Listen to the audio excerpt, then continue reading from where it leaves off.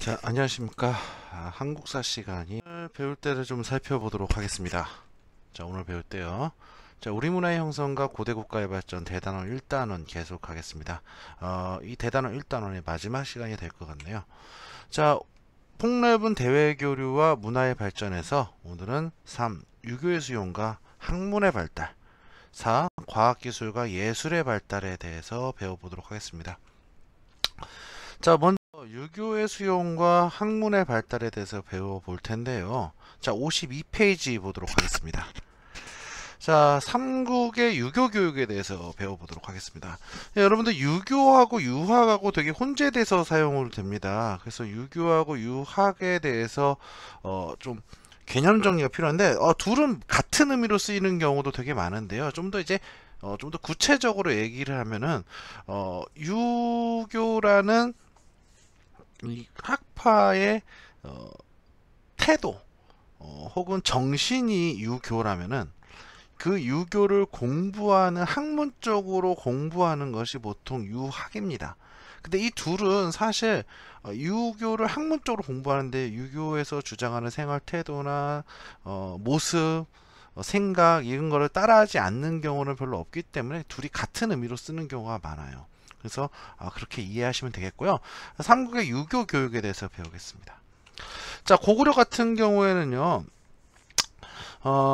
이 유교라는 것이 기본적으로 이제 중국과 교류를 하면서 들어왔기 때문에 이 같이 한문 이런 거와도 연관이 굉장히 깊습니다. 일단 유교를 공부를 하려면 한문이 전제로 깔려야 하잖아요. 한문을 읽을 수 있고 쓸 수 있어야 하기 때문에.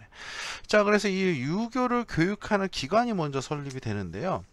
유교 교육기관에서 이제 대표적인 게 바로 고구려 소수림왕 때 만들어진 태학입니다.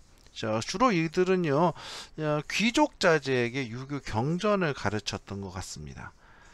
자, 그리고 이제 지방에는 경당이 존재했는데 경당이란 거는 청소년들에게 한학과 무술 교육을 했다.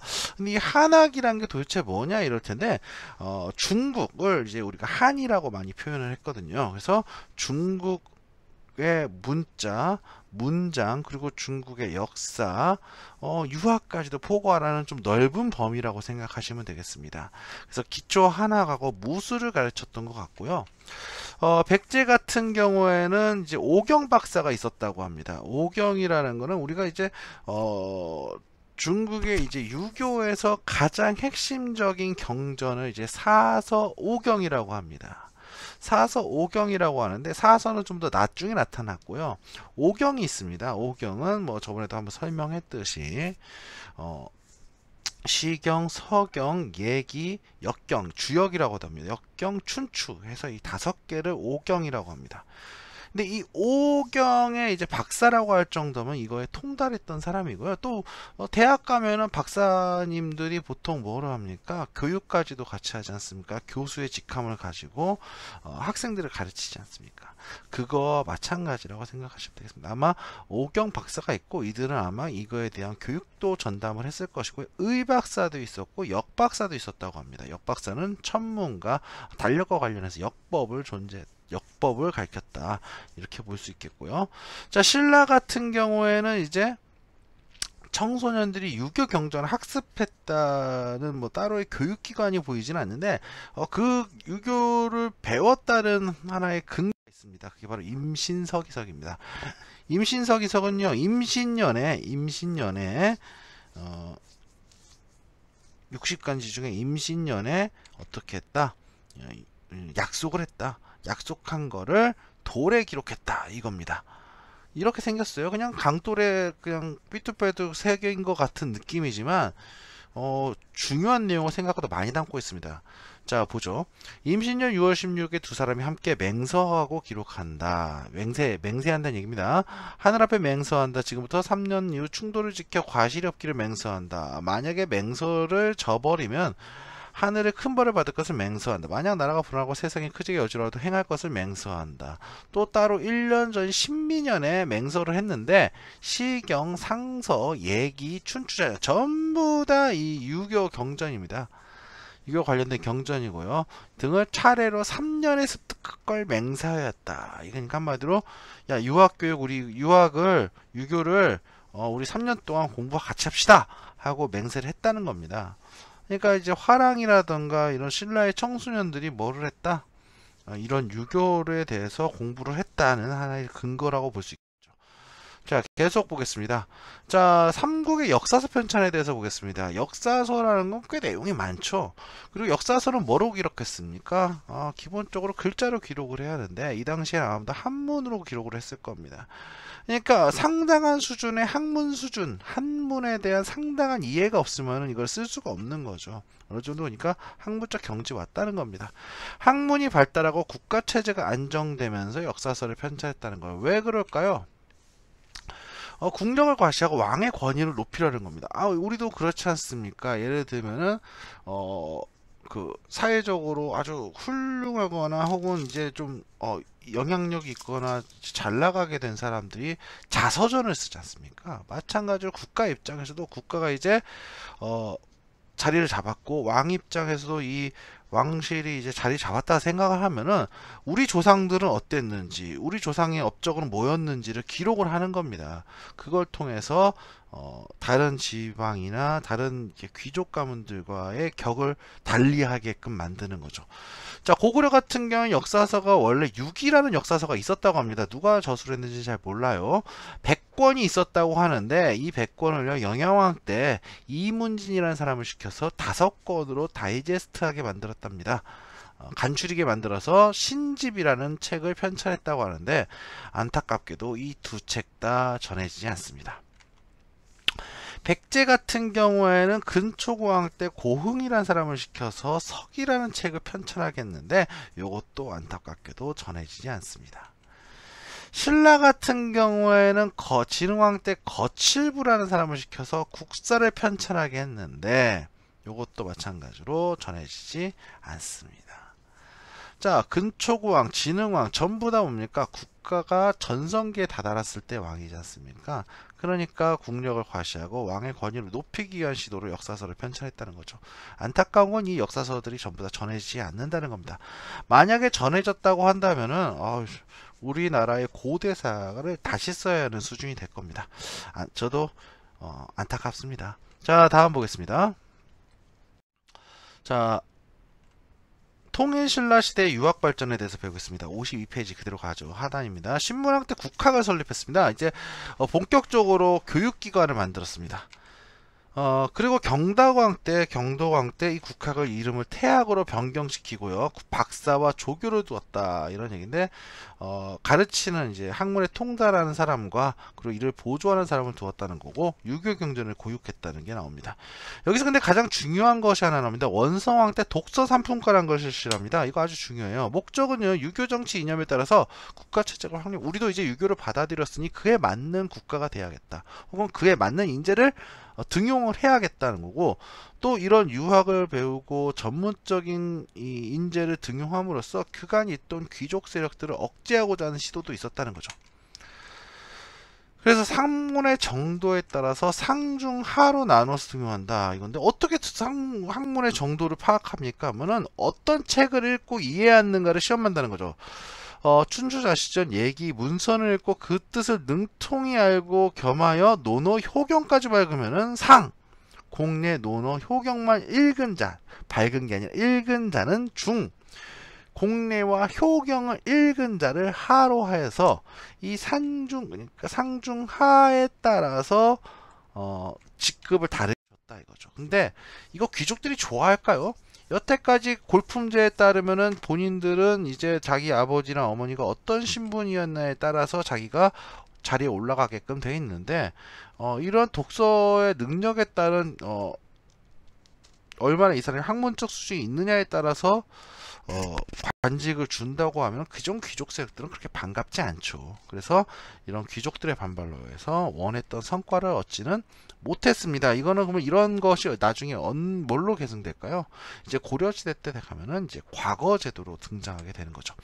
자, 다음 보겠습니다. 유학, 이제 통일신라 때 유학 발전을 보는데 53페이지 보겠습니다.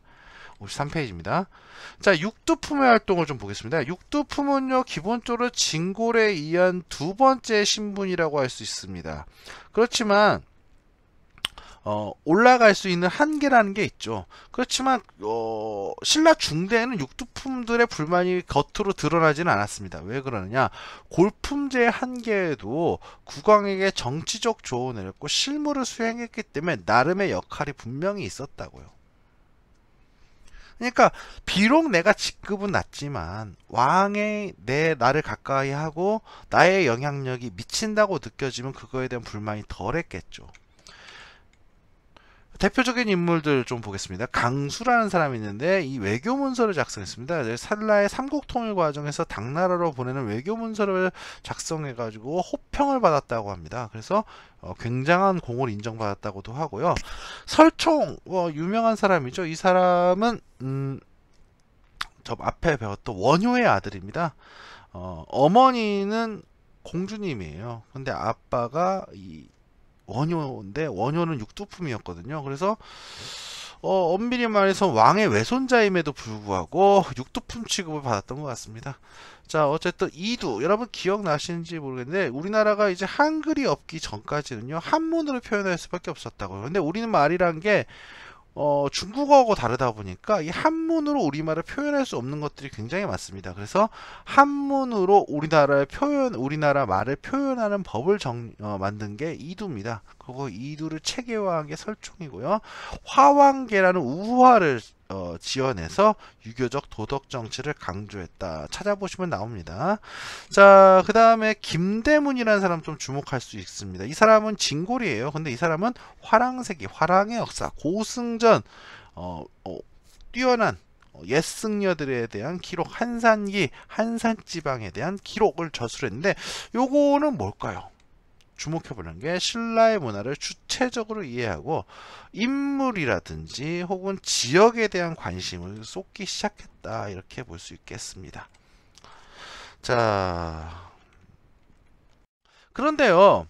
이 육두품이란 사람들이요. 신라말에 가면 굉장히 불만이 많이 생겨요. 도당 유학생이 증가합니다. 도당 유학생이 증가해서 당나라로 건너가 가지고 유학을 하는 거죠. 그 과정에서 이제 뭐를 한다? 외국인들에 대한 이제 시험입니다. 외국인들도 과거 시험을 보고 당나라의 관직에 들어설 수 있었는데 요즘은 외국인 전형이라 할 수 있죠. 빈공과라는 시험에 합격을 하는 신라인들도 있었다는 거죠. 근데 당나라에 유학을 왔던 사람들이나 혹은 그 말을 전해 들었던 육두품은요 불만이 생길 수밖에 없는 거죠. 세상에 당나라는 신분에 개의치 않고 심지어는 외국인까지도 실력을 시험해서 관직에 들인대더라. 그리고 높은 자리도 올라갈 수 있대더라. 근데 우리나라는 아직도 이것이 뭐냐, 골품제라니. 이 사람이 정해진 신분에 따라서 올라갈 수 있는 것이 제한되는 이 골품제가 무엇이냐라고 불만을 가질 수 있는 거예요. 게다가 신라 말은 왕권도 약해가지고 이제 육두품이 왕의 정치적 조언을 한다든지 그런 것도 의미가 없어졌어요. 그러다 보니까 이 신라사의 모순을 육두품으로 끊임없이 지적하지만 들어지지 않습니다. 대표적인 게 당나라에서 아주 이름을 떨쳤던 문필가였던 최치원이 신라로 귀국해가지고 개혁안을 내밀었는데 개혁안을 받기만 하고 들어주질 않습니다. 그들의 눈에는 최치원 같은 사람도 그냥 육두품이죠. 위대한 문필가, 당나라에서 인정받은 사람, 이게 아니라 그냥 육두품입니다. 그래서 최치원은요 이거에 좌절을 느끼고 그 이후에 평생 이제 뭐 한다? 평생 그냥 낙향해 가지고 그냥 글이나 지으면서 삽니다. 은둔 생활을 하게 되죠. 자, 그러다 보니까 육두품 지식인들이 점차 반신라적 성향을 보이게 돼 가지고요 이들이 뭐 호족과 연계돼서 신라를 무너뜨리는 일익을 담당하기도 하죠. 발해 보겠습니다. 발해도 유학에 관심이 많은 나라였습니다. 충이의지 예신이란 유교 동몽이 육부의 명칭으로 활용되고 있었습니다. 저번에 기억하시죠? 그만큼 유학이 발달했다는 겁니다. 자, 주자감이란 유학교육기관이 설립되고요. 당나라의 유학생이 가가지고 빈공과에 응시했는데 이 기록 중에 좀 주목해볼 만한 건 신라 유학생들과 달의 유학생들이 이걸 가지고 경쟁했다는 이야기가 나옵니다. 자, 그 다음에 한문학이 수준이 높았는데 정해공주, 정효공주 묘의 묘지문, 그러니까 그 정의공주와 정효공주에 대해 죽고 나서 이거를 쓴 글을 보면은 상당한 수준을 보이고, 그리고 양태사라는 사람이 있는데 이게 발해 사람들 중에 거의 얼마 안 되는 문필가의 기록입니다. 근데 이 양태사의 시도 또 남아져 있습니다. 자, 다음 볼까요? 과학기술과 예술의 발달 54페이지 보겠습니다. 자, 고대 과학기술 발달 보죠. 천문학이 발달했다 이러는데, 고대에는 천문학이 발달할 수밖에 없었습니다. 그래서 삼국사기에는 천체 관측 기록을 많이 남겨놨는데, 왜 그랬냐면은 삼국은요, 이 천문과 천문 현상이요, 농경이나 왕의 정치와 밀접한 연관이 있다고 봤습니다. 즉 천문에서 이상 현상이 발생하면 뭐한다? 국가의 변란이 나거나 이상 문제가 발생한다, 이런 식으로 여겼기 때문에 이 천체 관측을 꾸준히 하고 그것을 기록을 계속 남겼다고요. 그리고 천문을 통해서 특정 시기와 그 날짜를 파악하였기 때문에 이것은 또 뭐와 관련이 있었다? 농경 시기와도 연관이 있었거든요. 그래서 천문을 굉장히 열심히 파악했습니다.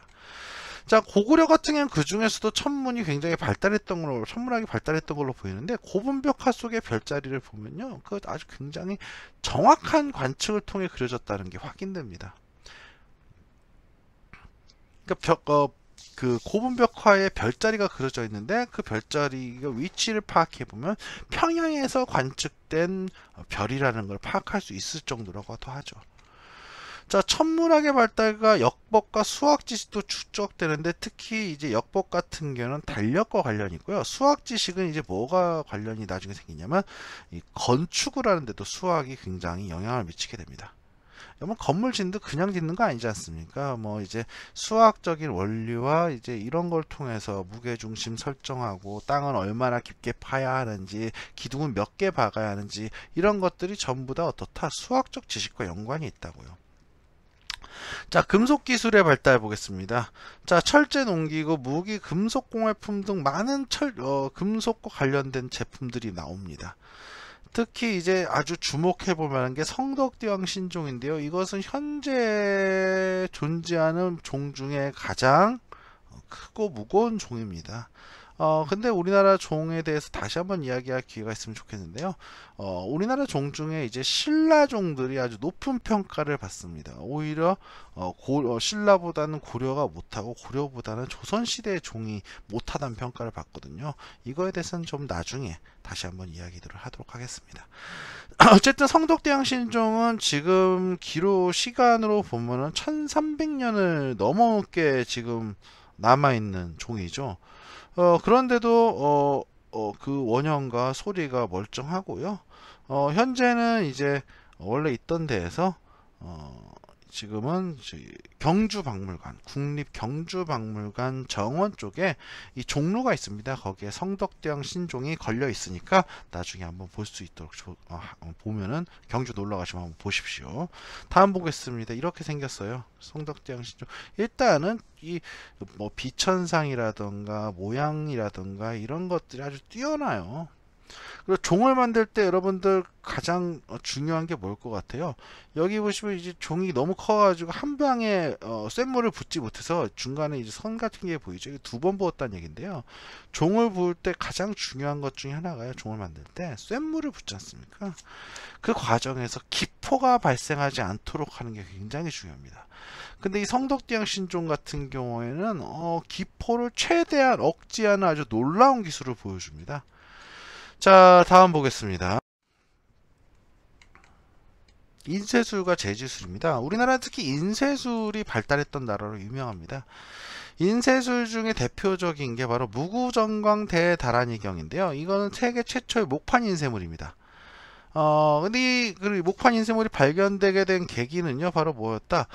불국사 3층 석탑입니다. 이거를 수리하던 과정에서 안에 종이뭉치가 있었던 거죠. 그 종이뭉치를 살살살살 펴보니까 바로 인쇄물이었다는 겁니다. 그것이 바로 무구정광 대다란이경이었습니다.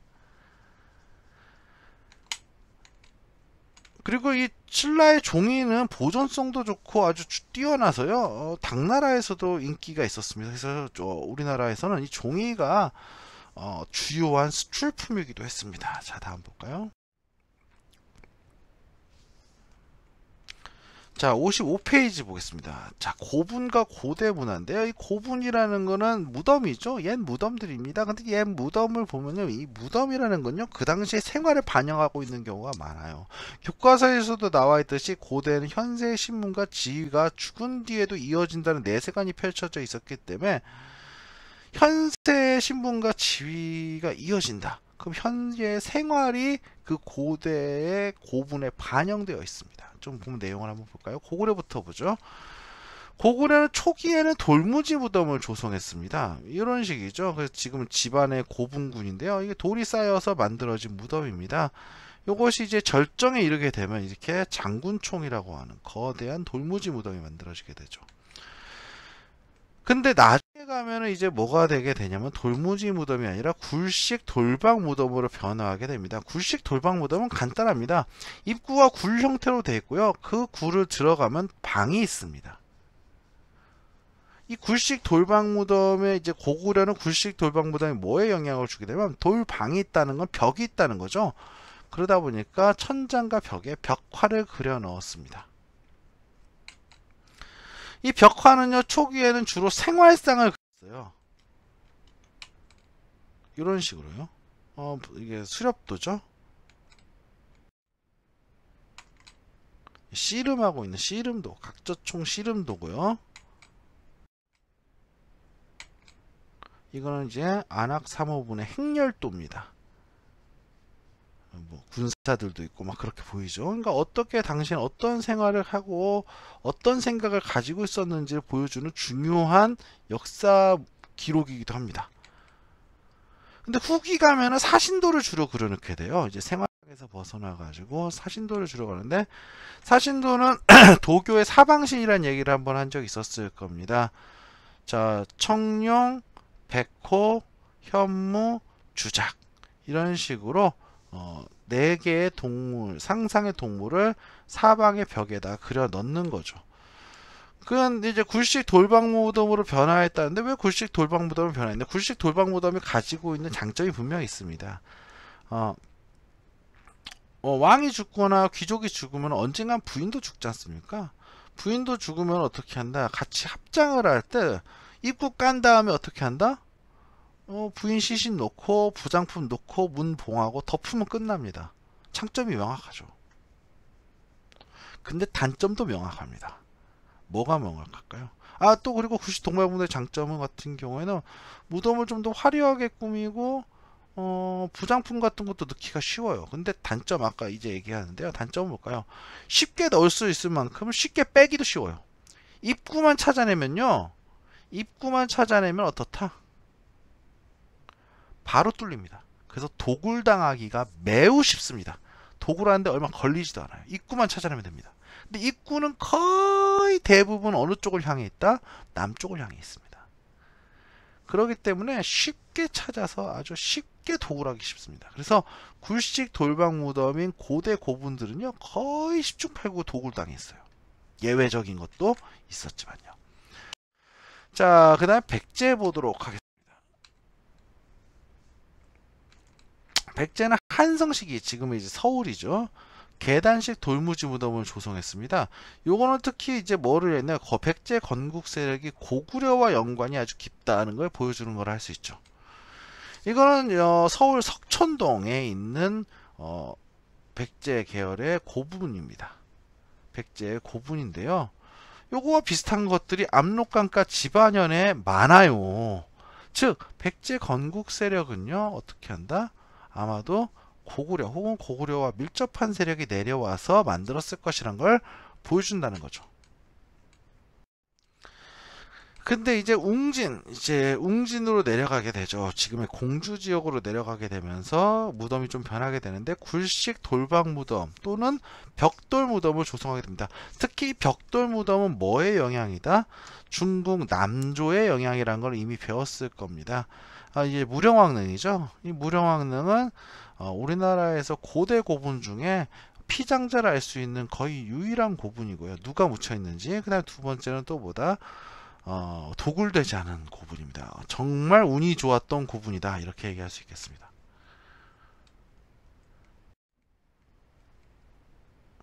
사비 시기에는 작지만 세련된 굴식 돌방 무덤을 조성하는데 여기 입구 보십시오. 입구 뭔가 새끈하죠. 입구 매끈하게 만든 다음에 그 안에 이제 석실이 있는데 여기 뭐 벽화도 있는 고분이 있어요. 일반적이진 않지만요. 그렇지만 그렇게 많지는 않습니다. 근데 어쨌든 깔끔하고 세련된 느낌의 고분을 만들었던 게 바로 이 사비 시기의 백제였다 이렇게 볼 수 있겠고요. 자, 신라 보겠습니다. 신라 같은 경우는 거대한 돌무지 덧널 무덤을 지었습니다. 돌무지 덧널 무덤은 뭐냐면요, 이 널을 만들어요. 나무를 가지고 무덤 공간을 만듭니다. 근데 이제 널이라는 거는 일단은 관 같은 거고, 큰 관 같은 덧널을 지어가지고 무덤 공간을 만들고 여기에 부장품까지 넣어놓는 거죠. 그리고 여기에 강돌을 쌓습니다. 큰 강돌을 쌓았고요. 그 위에 또 뭐를 한다? 흙을 덮어요. 그래서 돌무지, 돌을 쌓았다. 그리고 덧널을 지었다 해서 돌무지 덧널 무덤입니다. 근데 이 돌무지 덧널 무덤은 규모가 겁나 커요. 이게 지금 신라 경주에 있는 대능원이라는 무덤 묘역인데요. 이거 보십시오. 엄청 크죠? 근데 무덤이요. 무슨 이렇게 이상한 모양이에요. 무슨 뭐 엉덩이 같기도 하고 이런 모양인데 이거 왜 그러냐면요. 돌무지 덧널 무덤의 장점, 규모가 큰 것도 있지만요. 이 덧널 무덤은요. 아까도 얘기했듯이 합장이 안 됩니다. 남편이 죽고 나서 부인이 죽었네. 합장이 하고 싶은데 합장이 안 돼요.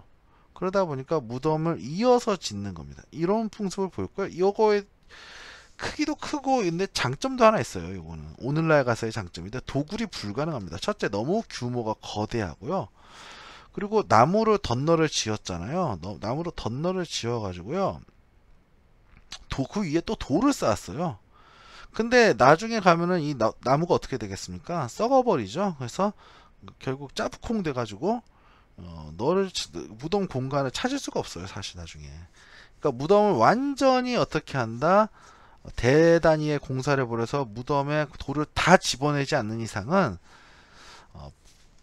도굴이 불가능합니다. 그래서 신라의 고분들에게서 뭐 신라 금관부터 시작해서 막대한 이 부장품이 나오는 이유는 다 여기에 따른 겁니다. 다음 볼까요? 삼국 통일 무렵에는 굴식 돌방 무덤을 조성하게 되는데 신라도요. 근데 여기서 특이한 점이 하나 있습니다. 바로 뭐냐? 무덤에 둘레돌을 두르고 12지 신상을 조성했어요. 이건 이제 김유신묘라고 전해지는 무덤인데 둘레돌이 뭐냐면 무덤의 둘레에 돌로 이렇게 깔아 놓는 겁니다. 이거 뭐 하는 거냐면 무덤이 시간이 지나면 지날수록 봉토가 흘러내립니다. 자, 흘러내리고 이러기 때문에 이런 걸 막기 위해서 돌을 두르는 겁니다. 뭐 봉분이 점점 흘러내리는 걸 막기 위해서 이렇게 돌로 하나의 보호를 하고요. 또 이제 외부로부터 이제 나무 뿌리도 들어가고 혹은 뭐 동물이 굴도 짓고 이런 걸 막는 역할도 합니다. 근데 신라의 이 무덤의 이제 둘레돌은 특징이 뭐냐면 12지 신상을 새긴다는 거죠. 그래서 여기 하나하나 보면요. 12지 신이 새겨져 있어요. 여기도 말이 하나 새겨져 있는데 확대되었죠. 이렇게 새겨놨습니다. 그리고 통일 후에는 불교의 영향으로 화장이 유행하고요. 무덤의 규모도 축소하는데 대표적인 인물이 문무왕이죠. 문무왕은 뭐 했다는 거예요? 대왕암 근처에다 자신의 시신을 화장한 다음에 뿌렸다고 전해지고 있습니다. 불교에서는 이 화장을 권장하죠. 그래서 불교의 영향으로 화장이 유행하고 무덤 규모도 축소되는 모습을 보이게 된다. 이렇게 보입니다. 다음 보겠습니다. 발해를 보죠. 발해 같은 경우는 정해공주면은 굴식 돌방 무덤의 모주림 천장, 특히 모주림 천장 고구려의 영향이라고 볼 수 있고요. 정효공주면은 벽화가 그려진 벽돌 무덤인데 이 벽화를 그리는 모습은 고구려의 모습이지만 여기 사람들이 입고 있는 복식이라든가 이런 거는 또 벽돌 무덤이지 않습니까? 이거는 또 당나라의 양식으로 보입니다. 그래서 고구려의 양식과 당나라의 양식이 하이브리드 합쳐져서 만들어진 게 바로 정효공주묘다 이렇게 얘기할 수 있겠습니다. 이렇게 생겼어요. 여기에 벽화가 사방에 그려져 있어요. 그리고 사람들이 이제 모습이나 이런 걸 보면 당나라의 복식을 많이 영향을 받았다 이렇게 얘기하겠죠. 자, 다음 보겠습니다. 56페이지 보겠습니다. 자, 건축가 탑입니다. 그 중에서도 왕궁과 도성에 대해서 먼저 알아볼게요. 고구려 장수왕 때 이제 장수왕이 평양으로 수도를 옮기지 않습니까? 그래서 뭐를 지어야겠습니까? 궁궐을 지어야죠. 그래서 안악궁이라는 궁궐을 짓는데 이거는 이제 현재 모습은 아니고요. 이거는 상상도입니다. 근데 이 안악궁은 이제 뭐다? 우리나라 현재 지어졌던 궁궐, 오늘날까지 지어졌던 궁궐 중에 가장 큰 규모의 궁궐로 보입니다. 어느 정도는 정전, 이제 가장 중심되는 메인 전각이 있는데 이 메인 건물이 전면이 87m랍니다. 이게 얼마나 크냐면요. 경복궁 긍정전이요. 이거의 절반이 안 돼요. 34m입니다. 그러니까 굉장히 큰 규모로 건물도 큼직큼직하고 터도 크고 이렇게 지었다는 겁니다. 그리고요. 신라 같은 경우에는 안압지라고 있습니다. 이거 요즘에는 안압지라고 안 해요. 교과서에 이렇게 적혀 있는데 요즘에는 경주 동궁 및 월지 이렇게 부릅니다. 월지. 통일신라 시대 뛰어난 조경수를 보여준다는데 이게 얼마나 뛰어나냐면 이게 이제 항공사진이에요. 최근 사진은 아닌 것 같아요. 왜냐면은 여기 뭐 요즘엔 많이 개발이 됐거든요. 여기가 주변이. 근데 여기 보시면 알겠지만 이게 여러분은 모를 텐데 이게 어느 쪽에서 봐도, 그러니까 여기 밑에서 이렇게 걸어 다니다 어느 쪽을 봐도 어떻다? 한 방에 이 월지가 다 보이지 않습니다. 여기서는 풍경이, 그러니까 가는 곳마다 풍경이 다른 거죠. 예를 들면 여기서 보면은 여기는 이렇게 잘 보이는데 뭐 예를 들면 이쪽이 안 보이고, 뭐 여기서 보면은 여기는 이렇게 잘 보이는데 여기 쪽에 가려져서 이쪽이 안 보이고, 뭐 이런 식으로 다 조금씩 해서 전체 양상이 잘 보이지 않도록 그랬고, 배를 띄워서 들어가서 구석구석을 살펴야 전체의 모습을 볼 수 있도록 만들어 놨습니다. 실제로 해서 여기서 엄청난 양의 유물이 나와서 그 안압지 이 월지마를 대상으로 해서 경주박물관에서는 별도의 전시관을 마련했을 정도입니다. 지금 여기는 관광지로도 유명한데요. 밤에 가면 이렇게 멋있어요. 불을 쏴주거든요. 그래서 밤에는 아주 사람이 많습니다. 나중에 한번 가보십시오. 대표적 데이트 코스기도 해요. 자, 발해 상경성은요, 이제 발해 상경성의 수도였습니다. 외성과 남부로 뻗은 주작대로를 건설했는데 중국의 당나라 장안성과 구조가 비슷하다. 근데 주작대로가 뭐냐면 궁성에서 출발해 가지고 남쪽 문, 남문까지 이어지는 문입니다. 그래서요, 보통 왜 주작이냐면 저번에 그 사신도 얘기하면서 좌청룡 우백호 남주작 북현무지 않습니까? 그러니까 남쪽을 향해 뻗은 대로다 해서 주작대로입니다. 이해하셨죠? 자, 계속 보겠습니다. 자, 사찰 보겠습니다. 사찰 건축 많이 했습니다. 대표적인 게 미륵사, 황룡사 등인데 이 사찰들의 특징이 뭐냐면요, 평지에 지었고요, 굉장히 큰 규모의 사찰입니다. 저번에 보였던 이 미륵사지입니다. 미륵사지. 규모 크죠? 엄청납니다. 실제 가보면 더 커요. 그리고 황룡사지인데요. 황룡사지는 이렇게 보면은 실감이 안 나실 거예요. 뭐 규모가 큰 것 같긴 한데 이거는 이제 복원도를 좀 보시면요, 이 정도의 규모를 가지고 있는 큰 규모의 절이었던 걸로 보입니다.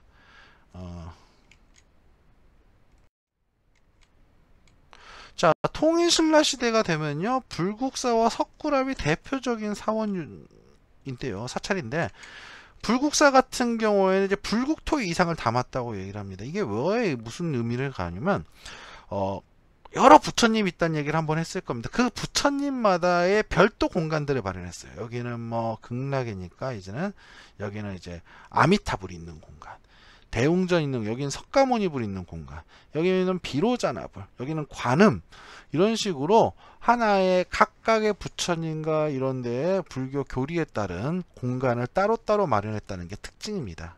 실제 가서 확인하시고요. 석굴암 같은 경우에 이렇습니다. 앞에는 사각인데 뒤에는 둥급니다. 이게 뭐냐, 천원지방이라고 들어보셨는지 모르겠습니다. 하늘은 둥글고 땅은 네모나다. 이게 고대 사람들이나 중국 사람들부터 우리나라 사람들까지 가지고 있었던 하나의 세계관이었어. 근데 이 하늘이 둥글다. 둥근 하늘에 누가 계시다 이거야. 부처님이 계시는데 네모난 땅에는 이제 지상에, 여기가 지상을 상징하고 여기가 하늘을 상징하는 거다는 우주관 혹은 세계관을 표현하는 거라고 할 수도 있겠습니다. 다음 보겠습니다.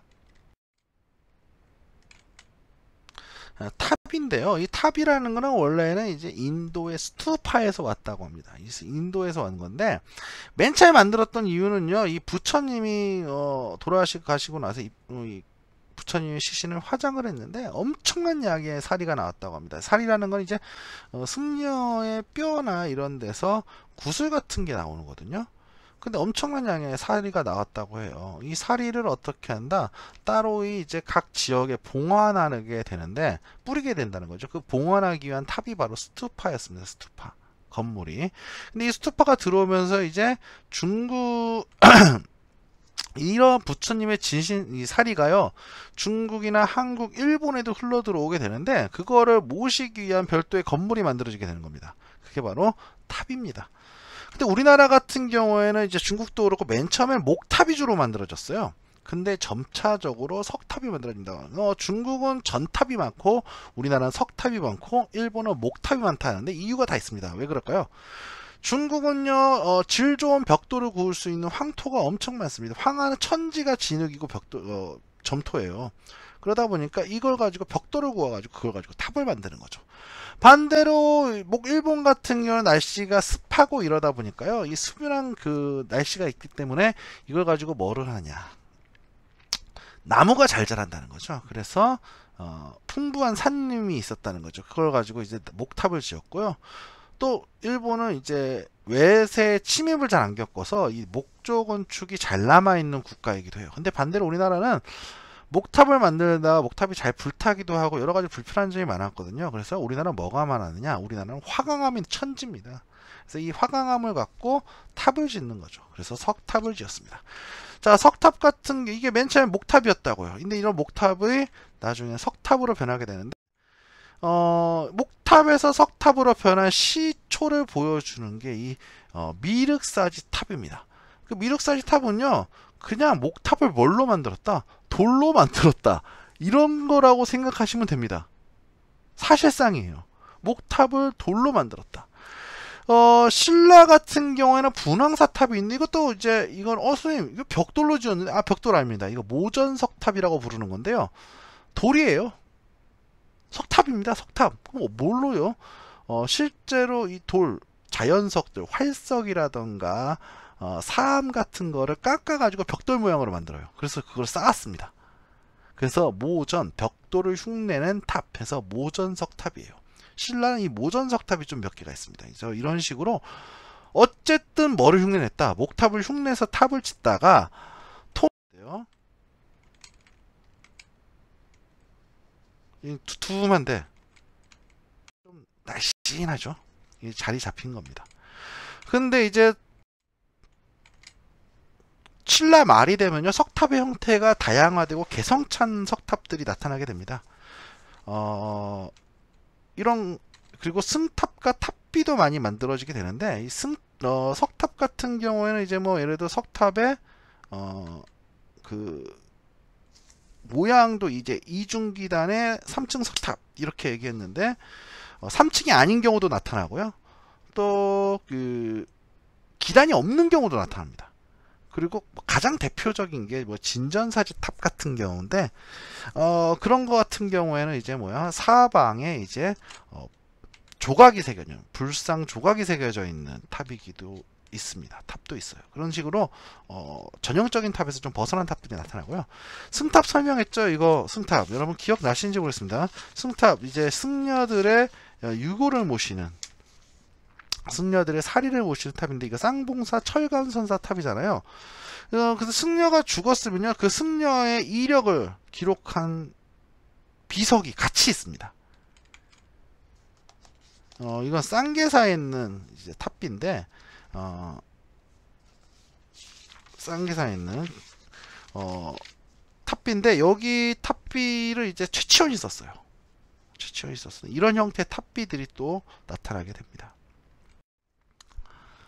자, 발의 탑은 대부분 벽돌로 지었고요. 전탑으로 지었습니다. 그리고 무덤 위에 세우는 경우도 있었다는 거죠. 영광탑이라고 하는 발의 탑입니다. 유일하게 전하는 발의 탑이라고 할 수 있습니다. 자, 다음 볼까요? 57페이지입니다. 57페이지. 자, 불상입니다. 부처님의 조각이죠. 아무래도 예배 대상으로서 많이 만들어지게 되는데요. 삼국시대 같은 경우는 중국의 영향을 받아서 불상을 만들었죠. 하지만 삼국의 개성이 반영되는데요. 이거는 고구려의 연가 7년명 금동열의 입상이라고 부르는 불상입니다. 그리고 이거는 백제의 이제 서산 마의 삼존불이라고 하는 불상이고요. 이거는 남산 열의 좌상인데요. 경주 남산에 있습니다. 이 불상 셋 다 아마 삼국시대에 만들어진 불상으로 보이는데, 삼국시대 불상의 특징을 간단히 얘기하면 일단요, 부처님이 벗고 있질 않아요. 그래서 옷이 굉장히 갇혀 입고 계시죠. 옷이 두툼합니다. 옷이 두툼하고요. 그리고 두 번째로는 시체 비례가 맞지 않습니다. 대체적으로 머리가 딥다 커요. 딥다 큽니다. 시체 비례가 잘 안 맞죠. 발가락이 어떻게 이렇게 됩니까? 말도 안 되죠. 머리 크기하고 손 크기하고 거의 비슷합니다. 이 손 모양 이렇게 해보십시오. 이렇게 안 나옵니다. 그래서 비례가 안 맞아요. 그리고 옷을 두툼하게 입은 게 대표적이고, 그리고 여기도 하고 있고 여기도 하고 있는 손이 이게 양쪽을 펼치고 있는 이거를 이제 통인이라고 부르는데, 이것도 삼국시대에 많이 한 표식입니다. 그리고 미륵신앙의 영향으로 미륵보살 방가사유상도 많이 제작됐다는 얘기 저번에 했을 겁니다. 그 방가사유상 보여드렸었고요. 통일신라 때 보겠습니다. 통일신라는 인도와 중앙아시아의 이 사실적 표현 양식이 우리나라로 들어오게 됩니다. 그래서 대표적인 게 바로 뭐냐, 균형미와 함께 인체의 아름다움을 갖춘 불상이 제작됩니다. 그러니까 인체 비례 딱 맞고 사람같이 만들었다 이겁니다. 대표적인 게 석굴암 본존물입니다. 비율도 맞고요. 옷 보십시오. 삼국시대와는 아주 클래스가 다릅니다. 마치 돌을 깎아갔는데도 아주 시스루를 아주 그냥 제대로 입고 계십니다. 그쵸? 한쪽도 까고 계시고, 비례 손부터 생각해서 손도 진짜 손 같고요. 그쵸? 엄청나죠. 화강암을 깎아서 이렇게 만들었다는 거에 놀라움이 있다는 거죠. 뭐 점토로 빗어서 만든 것도 아니에요. 대단하죠. 근데 이제 신라 하대에 가면요, 투박하고 개성 있는 불상들이 제작되는데, 뭐 대표적인 게 뭐냐, 돌로도 철로 만들었어요. 왜 쇠로 만들었을까? 보통 불상을 금속으로 만들면 구리로 만들어요. 구리로 만든 다음에 거기에 금박을 칠하는데, 그러지 않았다는 겁니다. 왜 쇠로 만들었을까요? 호족과 같은 지방 세력이 성장을 하면서 손쉽게 구할 수 있는 금속인 철로 불상을 만드는 것도 나타났다는 거죠. 그리고 부처님 보통 어때요? 옷 한쪽 까지 않습니까? 여기 양쪽으로 했고요. 옷주름도 어떻습니까? 주름이 너무 많죠, 이거. 실제 주름과는 거리가 있는 모습일 겁니다. 이런 식으로. 그리고 이제 아까는 좀 근엄한 표정인데 살짝 웃고 계시죠? 뭐 이런 개성적인 불상들이 각 지역에서 나타나기 시작합니다. 그러니까 개성 있고 투박한 대신에요, 그 신라 통일신라 초기나 이럴 때에 비해서요, 불상의 양이 엄청 많아져요. 이 시대부터 각 지역에 있는 불상들이 많아진다, 이렇게 보여집니다. 자, 다음 볼게요. 그리고 발에선 이불병좌상, 이거 저거 앞에서 한번 봤을 겁니다. 부처가 보통 3명 이런데 여기는 뭐다? 2명 있는 불상입니다.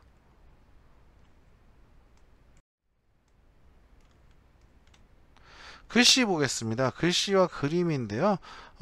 신라시대의 대표적인 서예가로는 김생이라는 사람이 있었는데, 이 사람이 엄청난 글씨를 잘 쓰는 명필로서 유명했다고 합니다. 그 다음에 화가로는 대표적인 사람이 솔거인데, 이 사람이 얼마나 그림을 잘 그렸냐고 하면은, 그 황룡사 금당에 이제 그 벽에다가 그 소나무를 그렸는데 너무 잘 그려가지고 뭐가 했다, 참새가 그 소나무 가지에 머리를 박고 죽었다더라, 뭐 이런 얘기를 할 정도로 그림을 잘 그렸던 사람이라고 합니다. 그리고 그림이 현재 남아있는 건 사실 이제 종이에 그리거나 이런 거를, 혹은 건물에 그린 그림은 잘 남아있지 않아요. 하지만 이제 고분벽화들, 특히 고구려 고분벽화가 이제 남아있고요. 그리고 신라 이제 천마총이라는 무덤이 있습니다. 이 천마총은 사실 왜 천마총이 됐냐면 이 무덤을 발굴을 했어요. 사실 옆에 그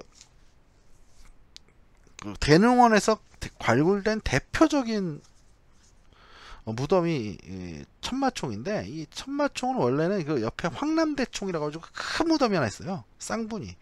근데 그 무덤을 이제 발굴을 하기 전에 시험 삼아서 옆에 있는 좀 작은 규모가 약간 딸리는 무덤을 한번 발굴을 했습니다. 근데 거기에서 뭐가 나오게 되냐면은 그 말다래가 나오게 되는데, 이 말다래가 뭐냐면은 그 안장 밑에 장식으로 까는 겁니다. 이게 근데 어떤 역할을 하냐면은 흙이 튀는 거를 방지해요. 말이 뭐를 해요? 달리면은 말 발에 흙이 튀어오를 거 아닙니까? 그래서 흙이 이제 튀어와서 자기 다리나 아니면 말 배를 맞추는 거를 막는 효과를 가지고 있어요. 근데 이 말다래를 만들었는데 이게 장식적 효과도 있고, 근데 이 말다래에 뭐가 그려져 있었다? 천마가 그려져 있었다는 거죠. 하늘을 나는 말이 그려져 있었다. 기억하죠?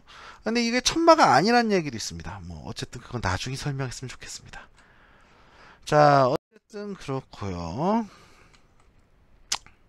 음악 얘기를 하겠습니다. 삼국시대에도 노래가 있었습니다. 백제의 정읍사라는 노래가 있는데, 이 정읍사는 악학괴범이라고 하는 조선시대의 훈민정음으로 만든 이 책에 쓰여져 있습니다. 그래서 가사가 전해지고요. 전해지고 있고요. 향가가 있었습니다. 향가. 통일신라 때 유행했던 형식인데요. 이 향가는 오늘날 전해지는 거는 삼국유사를 통해서 전해지고 있습니다. 근데 이제 3대목이라는 책이 있었다고 합니다. 향가집인데 9세기 후반에 지어졌다고 하는데 현재 전해지지 않습니다. 고구려 가청인 왕산악이라는 사람이 원래 칠연금이라고 하는 중국 악기를요 검은고로 만들었고요. 가야에서는 우륵이라는 사람이 가야금 12곡을 만들었다, 이런 내용이 전해집니다. 오늘 수고하셨습니다. 이렇게 해서 수업을 마치겠습니다. 다음 시간에는요, 고려 귀족사의 형성과 변천에 대해서 배우도록 하겠습니다. 이제 신라, 고대를 넘어서 이제 어디로 가겠다? 고려로 들어가도록 하겠습니다. 오늘 수고하셨습니다. 감사합니다.